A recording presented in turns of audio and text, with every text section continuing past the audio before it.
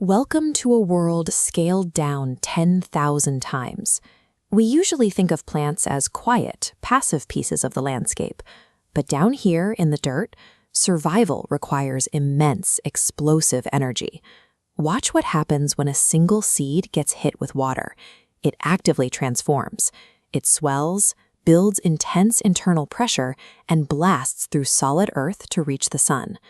Plant reproduction is a high-impact physical mechanism.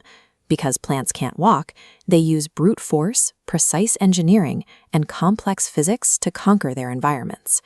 Take a lily flower, for example. It looks delicate, but it operates as a heavily mechanized manufacturing center. At the top of those fuzzy stalks, the stamens, the plant produces massive quantities of sticky pollen spheres. For the plant to reproduce, that pollen has to physically travel from the stamen over to the flower's center stalk, called the pistil. That exact moment of physical contact is pollination. This diagram illustrates the internal journey.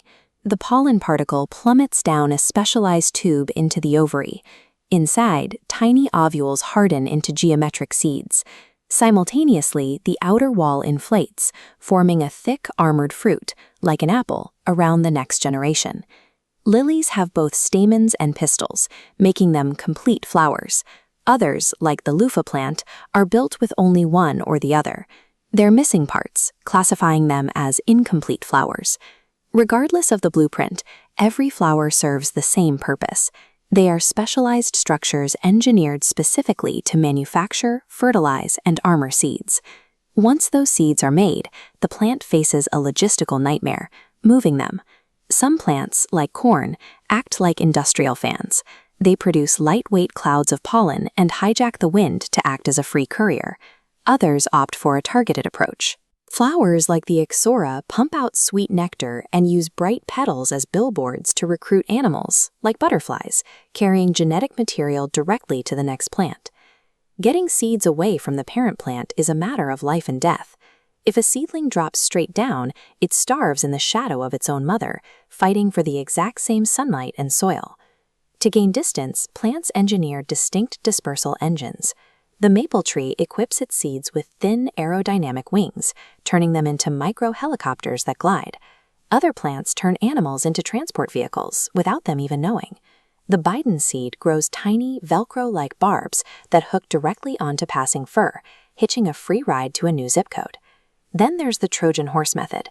By wrapping seeds in sweet fruits like papayas, plants convince birds to eat them. The tough seeds survive the digestive tract unharmed and get airdropped in a pile of ready-made fertilizer.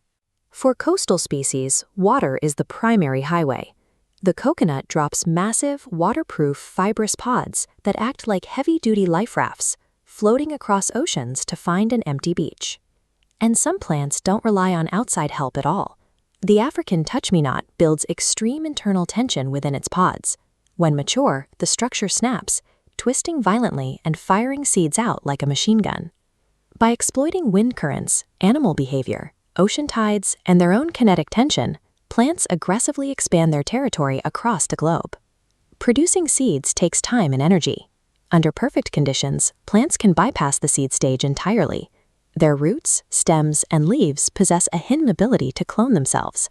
Whip a strawberry runner into the soil, or bury a piece of a potato tuber, and the tissue immediately sprouts fresh buds, generating an exact, independent replica of the parent.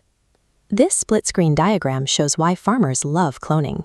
Left, a sweet potato stem guarantees a fast, identical crop. Right, seeds produce randomized traits. But if a novel virus hits, the identical crop dies instantly. Scientists rely on varied seeds because genetic randomization builds resilience. A species secures its future by balancing these two forces, the rapid, efficient replication of cloning and the vital, protective armor of genetic diversity. Long before flowers or seeds existed, ancient plant lineages like ferns dominated the earth. They don't produce fruit and they don't flower. Instead, if you look underneath the fronds of a mature fern, you'll find these glowing, dome-like structures arranged in precise geometric patterns.